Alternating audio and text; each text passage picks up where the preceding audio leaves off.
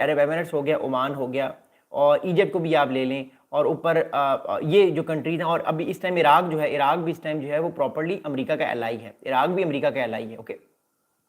और जो सीरिया के अंदर गवर्नमेंट है इस टाइम अहमदुल शरा साहब की, सीरिया में जो गवर्नमेंट अहमदुल शरा साहब की, वो भी इस टाइम जो है वो प्रो अमेरिका है और प्रो सऊदी अरब है।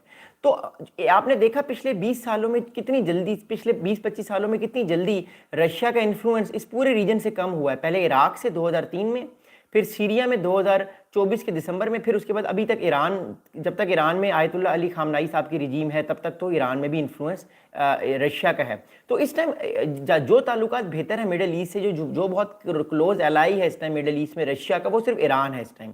अब ईरान ने क्या फैसला किया है?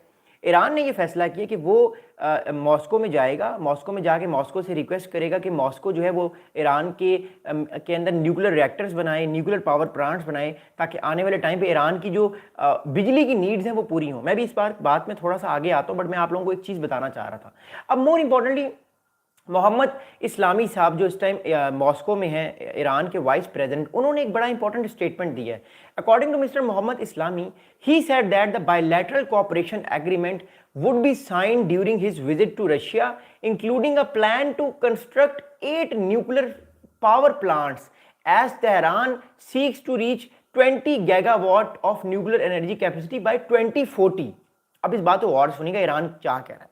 ईरान बेसिकली ये चाह रहा है कि 2040 तक, ये 2025 है, यानी 15 साल बाद तक, 2040 तक रशिया ईरान के अंदर जो है वो 8 न्यूक्लियर पावर प्लांट्स बनाए, जिससे ईरान इलेक्ट्रिसिटी प्रोड्यूस करे और अपने लोगों को दे। क्योंकि आपको पता है विद द टाइम इलेक्ट्रिसिटी की नीड्स लोगों की बढ़ने वाली हैं, बढ़ेगी, एनर्जी नीड्स बढ़ेंगी, बिकॉज पॉपुलेशन भी बढ़ रही है और एनर्जी नीड्स ऑलरेडी हर जगह पे अभी इंक्रीज हुई हैं, क्योंकि हमारे पास टेक्नोलॉजी है।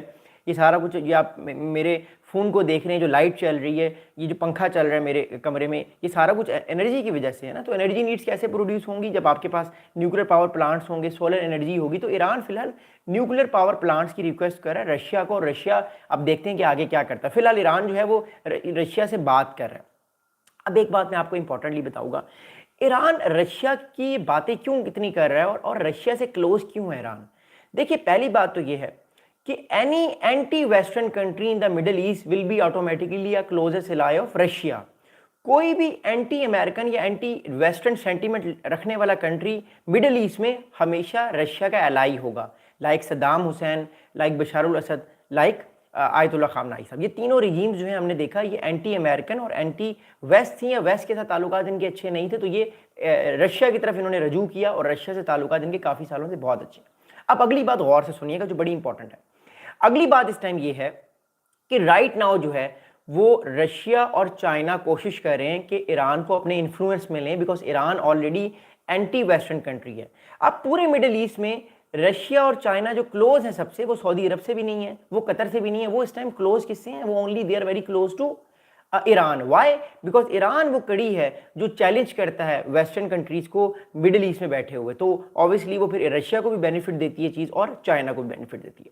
अब अगली बात ये है कि पिछले फ्राइडे को, जुमे वाले दिन, यानी आज से तकरीबन 4-5 दिन पहले, यूनाइटेड नेशन जो सिक्योरिटी काउंसिल है उसके अंदर चाइना ने और रशिया ने एक प्रपोजल दिया, और वो प्रपोजल ये दिया, इन्होंने रिक्वेस्ट की, एक ड्राफ्ट भेजा चाइना ने और रशिया ने, कि जो आने वाले टाइम पे जो सैंक्शंस लगने वाली हैं, दोबारा से सख्त सैंक्शंस लगने वाली, पाबंदियां लगने वाली हैं ईरान पे, वो ना लगें। लेकिन यूनाइटेड नेशन सिक्योरिटी काउंसिल ने उस प्रपोजल को रिजेक्ट कर दिया, और अब कहा जा रहा है कि अगले 1 या 2 या 3 दिन बाद ईरान पर सैंक्शंस लग सकती हैं, कड़ी पाबंदियां लग सकती हैं। लेकिन चाइना और रशिया चाहते हैं कि ईरान के ऊपर सैंक्शंस ना लगें। अब ईरान इस टाइम यूक्रेन रशिया वॉर में भी बड़े क्लोज है, ईरान इस टाइम नॉर्थ कोरिया की भी बड़े क्लोज है। मैं आपको बताता हूँ कैसे। ईरान इस टाइम अपने ड्रोन्स दे रहा है, कामाकाजी ड्रोन्स या सर्वेलेंस ड्रोन्स दे रहा है, जिनको शहीद ड्रोन्स कहते हैं। वो ड्रोन्स रशिया यूज़ कर रहा है किसके अगेंस्ट?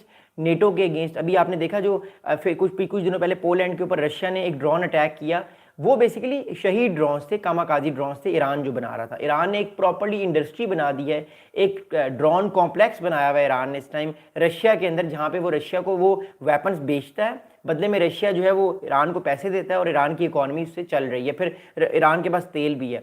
तो इस टाइम एक तरह से एक कॉपरेशन हमें नज़र आ रहा है नॉर्थ कोरिया, ईरान और रशिया का यूक्रेन रशिया वॉर में।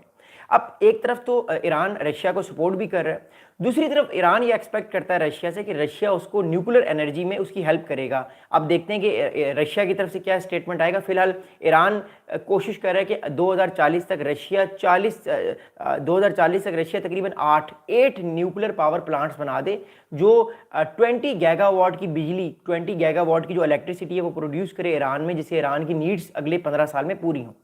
अब ये तो बात होगी इस टाइम चाइना की और रशिया की कि ये क्यों सपोर्ट करते हैं ईरान को।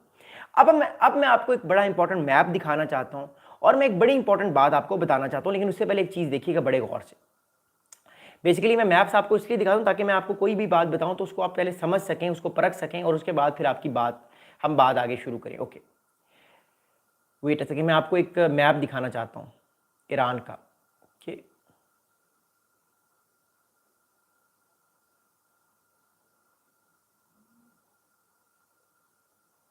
प्लीज़ डबल टैप कर दीजिएगा, बेल आइकन को भी दबाइएगा, थैंक यू। मैं बस एक सेकंड आपको दिखा रहा हूँ। Okay, here we go again. Okay, अब मैं आपको दिखा रहा हूँ इस मैप को, देखिएगा, इट्स वेरी इंपॉर्टेंट। ओके, इस मैप को गौर से देखिएगा।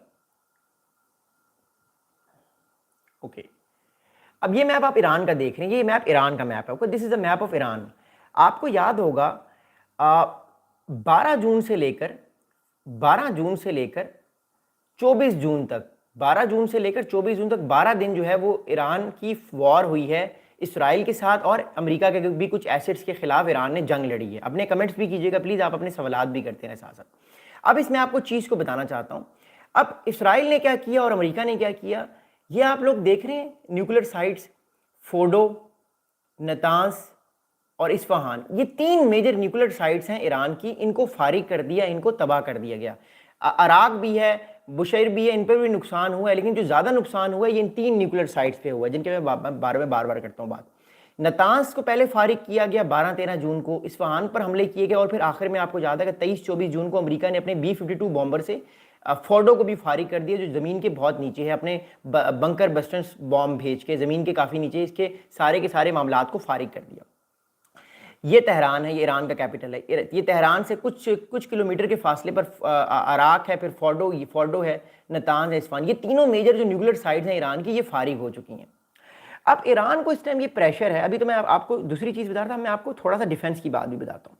ईरान को इस टाइम ये प्रेशर है, और हमने इस चीज़ को नोट भी किया कि 12 जून से लेकर 24 जून तक इसराइल ने ईरान पर वो जहां भी चाहता था वो हमले कर सकता था। मतलब कहने का मतलब ये कि ईरान के पूरी एयर स्पेस के ऊपर इसराइल की सॉवरेंटी थी, इसराइल की, आप कह सकते हैं कि इसराइल की एयर सुपीरियॉरिटी थी। अब एयर सुपीरियॉरिटी होती क्या है, मैं अभी आगे बात करता हूँ, अगली बात जो मैं करूँ, मैं फिलहाल एयर सुपीरियॉरिटी की आपको बात समझाना। तो एयर सुपीरियॉरिटी होती क्या है, आप लोग प्लीज़ अपने कमेंट्स भी कर सकते हैं। साथ साथ मैं आपको एक चीज़ बताना चाहता हूँ, I just want to share you.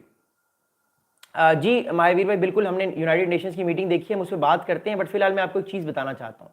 I just want to show you a map, wait a second. Okay, yes, अब मैं आपको एक चीज़ दिखाना चाहता हूँ, एक मैप आपको मैं समझाना चाहता हूँ कि एयर सुपीरियॉरिटी होती क्या है। फिर मैं आपको अब बताना चाहता हूँ कि ईरान वेपन्स क्यों ले रहा है रशिया से, लेकिन इससे पहले एक चीज़ बताना चाहता हूँ मैं आपको। ये देखिएगा मैप, ये मैप आप देखिएगा। ओके, अब पहले तो बात ये कि मैं आपको समझाना चाहता हूँ कि एयर सुपीरियॉरिटी होती क्या है।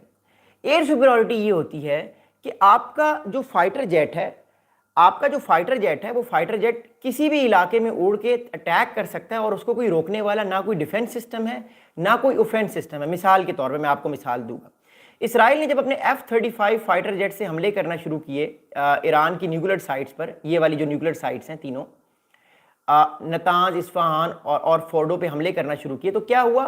तो हुआ ये, सबसे पहले इसराइल ने क्या किया, सबसे पहले इसराइल ने ईरान की जो डिफेंसेस थे ना, एयर डिफेंस सिस्टम थे, S-300 डिफेंस सिस्टम थे, जिसको S-300 एयर डिफेंस सिस्टम कहते हैं, S-300, जो कि ईरान ने 2014-15 में लिए थे रशिया से।